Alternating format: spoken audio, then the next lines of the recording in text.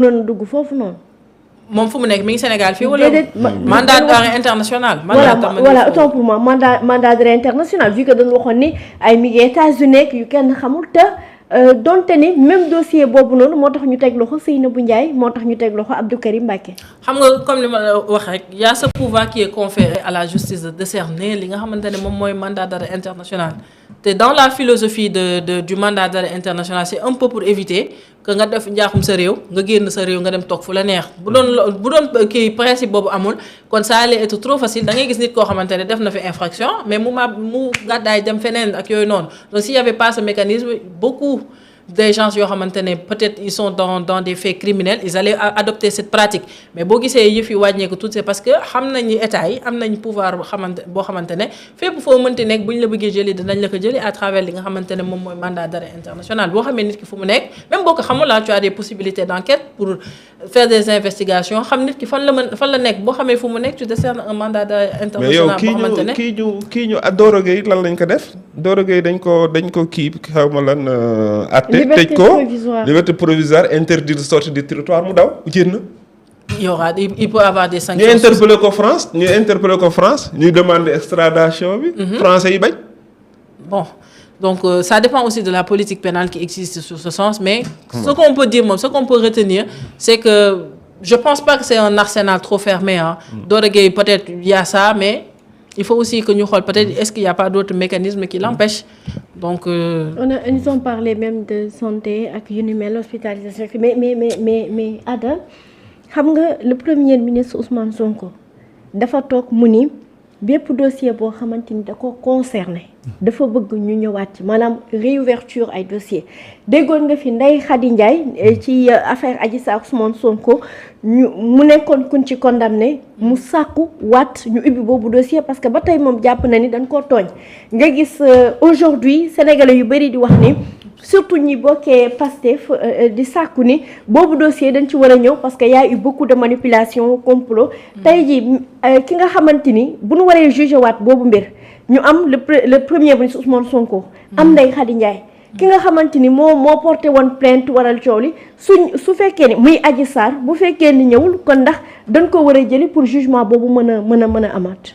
ok bon peut-être que ça cas bi nga listé nii daf ñu servir de cas d'école. oui mais juridiquement moom loo xamante ne mën naa ci wax mooy il ne peut pas être jugé à nouveau sur les mêmes faits concernant les mêmes parties devant la même juridiction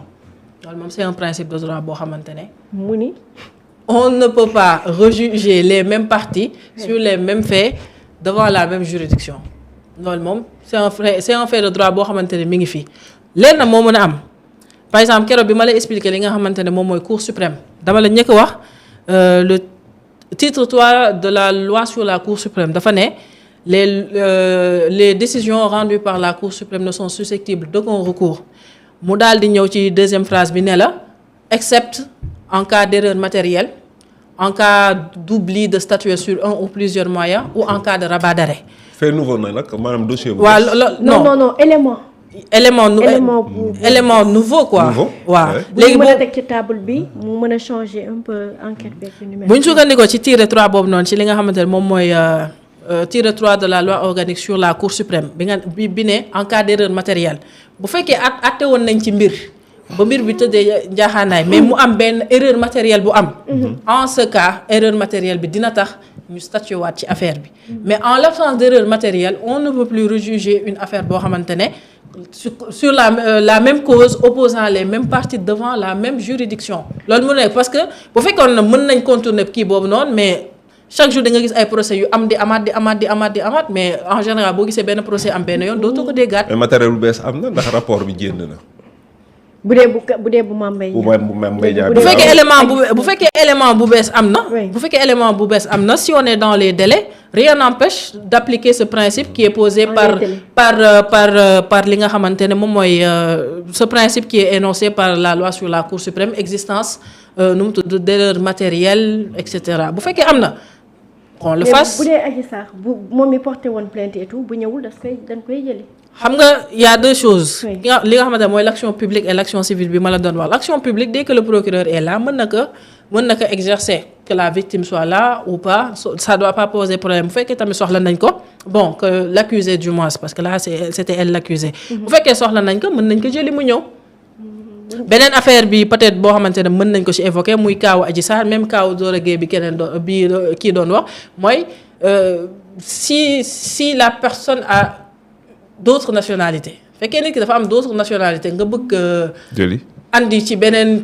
nga bëgg entendre ci beneen si à travers son autre nationalité beneen biir peut-être foofu il peut y avoir un peu une confusion bu fekkee dafa am ñaari nationalité donc il va falloir ñu xool ban juridiction mooy compétente pour addu ci ay mbiram bu dee dañu koy bàyyi mu ñëw Sénégal wala bu dee dañuy bàyyi beneen nationalité am kii ka addu si fa nga xamante ni addu si beneen affaire bi aussi mooy le problème des délais parce que boo gisee ñu jox la possibilité de recours ñu jox la possibilité nag il faut aussi que ça soit exercé dans les délais bari na dossier yi fi am nga dem ba ci biir dégg nit ki naan dañ koy àttewaat même pour nga def appel il faut que l'appel soit fait dans les délais mënoo bàyyi ba délai appel yi jàll nga ñëw di naan non damay introduire après ça ne peut pas parce qu'il y a ce que l'on appelle les règles de fond et les règles de forme règles de forme yi ci cadre délai yi et cetera foofu lay dugg lépp looy def ci justice il faut nga respecter les règles de forme bu fekkee aussi da ngay intenter une action notamment un recours il faut que ce recours soit fait ci li nga xamante ne moom mooy délai bi on peut pas sortir les délais et vouloir revenir sur un dossier boo xamante ne délai yi ñu la mayoon pour nga àddu si jeex na donc sur l'affaire Ousmane Sonko s'il y a un nouveau élément problème de délai bi est-ce que ça c'est respecté si c'est respecté pas de problème si c'est pas respecté ça risque de poser problème. dañ ko ubbiwaat de moom kay jawriñ nga ma ne dañ ko ubbiwaat de par A ou par B. xam nga bon li ma mën a rectifier ci li ma mën a yokk ci loolu même buñ ko ubbiwaatee xam nga parfois di nga gis benn partie à l'audience def benn erreur. donc erreur boobu noonu. xam nga boo dossier yi c'est communiqué à toutes les parties bu ci nekk dafa war a jot dossier bi. en général avocats yi ñoom bu ñu jotee dossier yi li ñuy ñëkk a xool mooy lii pour soulever lii nii boo xoolee les avocats de Karim Wade dans l'affaire Karim Wade bi ñu ñëwee. il y avait la question du principe d'inconstitutionnalité wala d'irrecevabilité qui avait été soulevée. donc avocats yi si loolu la ñuy xool te c'est des gens yoo xamante ne sur ça des procéduriers on peut les appeler ainsi les avocats procéduriers ñoom moom. booy def dara moom fexeel lépp looy def nga def ko ci procédure ndax booy bàyyee dara ci procédure dañ koy soulever te buñ ko soulever à l'audience ils ont 1000 chances de gagner. moo tax moom mii di Karim Wade am ndam lu rëy. ci nguurum Sénégal. effectivement je pense que même kiiw CEDEAO. àddu woon na si. du CEDEAO rek maanaam Sénégal. Karim moom gis nga Macky Sall yoonam nekkul woon ci ay loi ak ay kii wax moom di ko amaloon importance mooy na tëj lu booy bi ba pare exilé ko mais malheureusement Sénégal dañu daan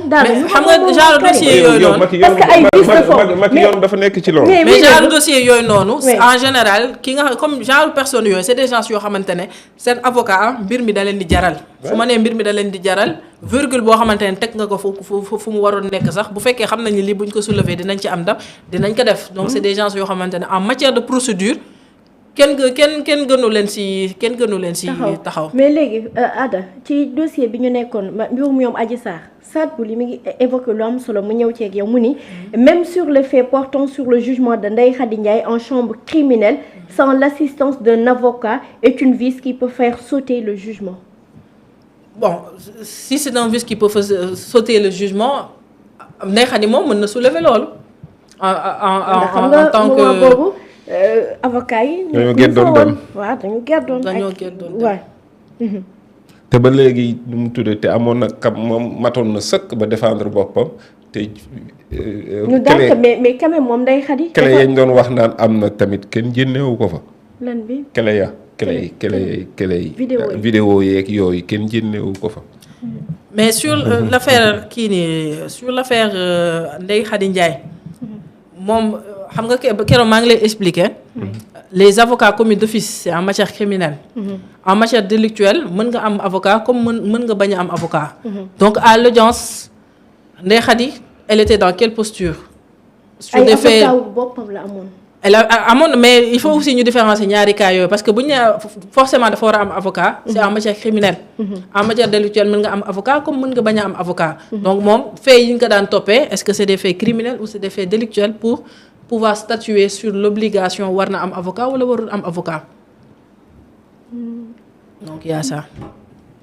avocat moom ñëpp ko war a am ak situation. non man chaque jour tribunal ma gis ay boy yoo xamante ne ñoo ngi leen di àtte sans avocat. donc li tax may kii loolu. xam nga lu tax may kii loolu parce que je ne veux pas aussi que mu am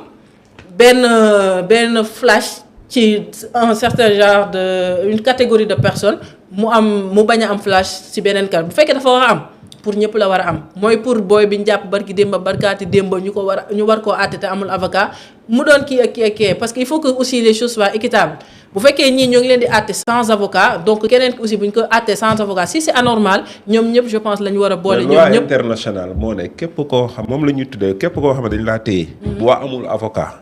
tribunal moo lay jox avocat moom la ñuy toll avocat ñoom moyens yu ñu am. waaw pour assurer ça. waaw à tout le monde parce que commis d'office yi après kan moo leen di fay état moo leen di fay. Sénégal moo leen di fay est-ce que ñoom réew yooyu nu ñu amee moyens yi est-ce que nu am nañ ko. am nañ ko am nañ ko beneen affaire bi mooy y a aussi le déficit d'avocat boo xamante ne mi ngi fi. nombre bi dafa bari. population yi dossiers yi dafa bari donc y a. am nañ ko xaalis bi ñuy def ci politique bi ak borom fonds noir yeeg ay borom. kees yeeg yow nañ ko dem ñu ko ci kii bi. loolu je pense que ça peut être proposé comme des réformes yoo xamante ne que ce soit le ministre de la justice wala les organes yoo xamante ne gis nañ ko ñu ànd ci des réformes pour que sénégalais lambda bi aussi mën a am avocat que ce soit en matière criminelle wala en matière délictuelle. soxna Yacine Ndiaye daal moom xam ngeen fan la toogee ci waxtaan bi. moom nee na que justice soit rendue. maanaam Sadbou moom Sadbou li fii la nekk di ñu waxee xam-xam naan ñu en principe la chambre criminelle ne juge pas des faits délictuels grand Esmo moom naan ñu ay Lowa ki Miranda xam nga moom ay anglais la lay làkk yu am solo grand Esmo nee na sans avocat c'est un suicide Bambala marabu moom topp ñoog bravo madame rek waaye moom soxna Yacine moom nee na que justice moom soit rendue moom daal soxna si te lii nga wax nii mooy lii dëgg te ñun ñëpp sax loolu la ñu bëgg parce que am na loo xamante ni tam mënut a continuer ci réew mi ay politiciens jàpp ni c'est vrai mais beneen affaire bi ma bëgg a soulever mooy quel que soit alpha rek muy Ndeye Khady mooy le premier ministre Ousmane Sonko muy Adji Sarr képp koo xamante ne peut-être yow gis nga ni ci sa dossier li ñu ko jaarale am na vice. Je pense qu'à l'époque, il y avait tous les mécanismes qui étaient là, qui leur permettaient d'évoquer ces différents points. Parce que Karim Wade évoqué woon na ko je pense que si ma mémoire est bonne même la CEDEAO joxoon na ko dëgg ci li nga xamante ne moom mooy vice de procédure yu mu souligné woon. partie bu ci nekk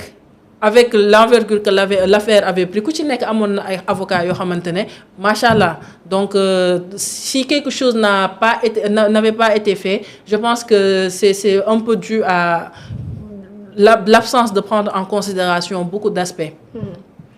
moo tax moom mii di le premier ministre du Sénégal nee na bépp dossier boo xamante ni daal concerné na ko dinañ ko tijji et que peut-être ba muy wax il parlait en connaissance de cause xool na ndax délai yi mat na ou pas. xool na yan possibilité la am pour mën a tijjulu dossier yi ko concerné te nee woon na itam bamtuwaat ko sax ñaari yoon ni bàyyiwul benn dossier parallèlement ak dossier yi nga xamante ni tey jii le ministre de la justice jébbal na ko le procureur général daal koy jébbal le procureur de la République Ibrahima Ndoye mu concerné li nga xamante ni mooy di ay violence voilà waxatoo ci complice Kocc bi man complice Kocc bi dinaa ci ñëw